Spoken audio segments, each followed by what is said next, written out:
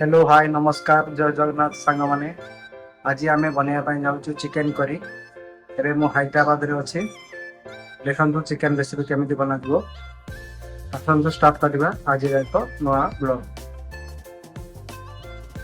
Guys प्रथमे chicken को भल भाव धोई नेबे तापरे दही हलदी लंका गुंड 1 टेबल स्पून सोरिष तेल अदा रसुण पेस्ट मिसेकी 15 मिनट मैरिनेट करने छाड़देवे।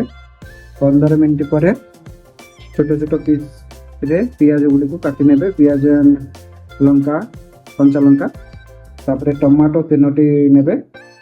1.5 किलो चिकेन 3टी टमाटो नेबे। अपन 5टी पियाज नेबे। ये हमरो चिकेन मसाला ये अदा रसुण पेस्ट छोट छोट पीस रे 5टी पियाज काटी नवा आउ 3टी लंका काटी नवा तापर टमाटो 3टी काटी नवा ता सहित आमर किले चिकेन बना हो किले चिकेन रेसिपी आसतु स्टार्ट करवा आज ब्लॉग। प्रथम कड़ाई अल्प टे तेल नवा 250 ग्राम तेल नवा तापर तेल को भल भाव फुटापी छाड़देवा। तेल गरम है पियाज जीरा लवंग तेल भल भाव गरम हो जाए आम पियाज आ कंचा लंका छाड़ा। देखो सांग मैंने पियाज आमर कलर दबा स्टार्ट है आम चिकेन को छाड़ा।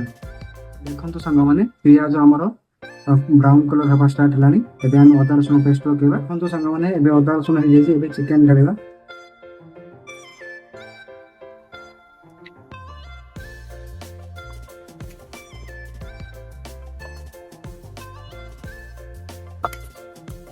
I hope are you enjoying my video.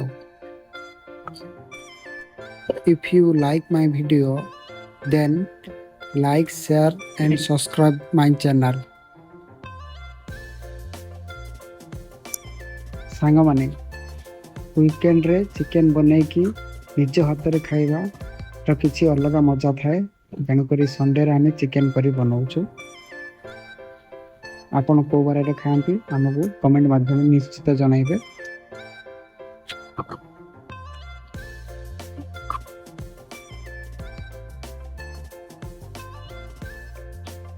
सांग माने जेहेतु आज संडे अच्छी से आम चिकेन करी बनाऊँ। मन रखु सांग माने वीडियो सीना संडे दिन बना हो किंतु मंडे रे अपलोड हम कारण गोटे दिन मत लगुच एडिटिंग करने।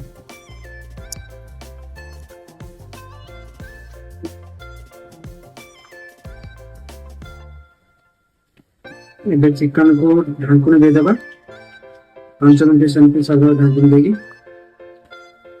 देखो सांग माने हम चिकेन भल भाव हो जाए चिकेन पानी बाहर टमाटो आम छेड़देवा।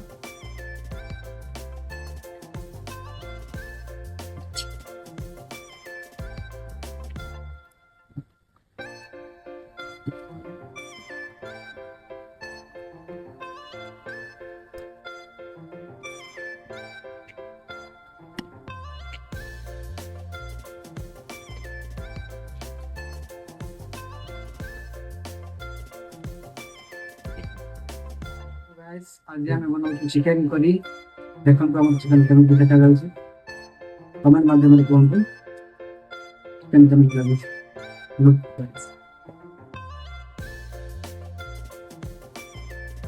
देखो सांग मैंने आम चिकेन पानी बाहर स्टार्ट हो देखो चिकेन लुकटा भी भल देखागलानी कलर आसगलानी चिकेन। देखो सांग मैंने आम चिकेन पूरा रेडी हो जाए। चिकेन रे आम पानी देदेबा फुटा आम प्रथम पानी को गरम कर देलु पानी फुटी जाइए गरम पानी चिकेन देले टेस्ट भल हम। देखो चिकेन लुकटा देखो पूरा चिकेन कषि जाइए।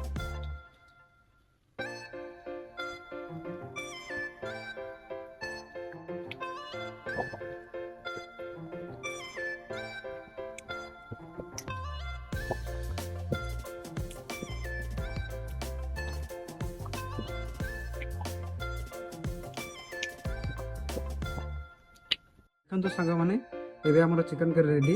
ଏବେ ଚିକେନକୁ ଟେଷ୍ଟ କରିକି କହିବା କେମିତି ହେଇଛି।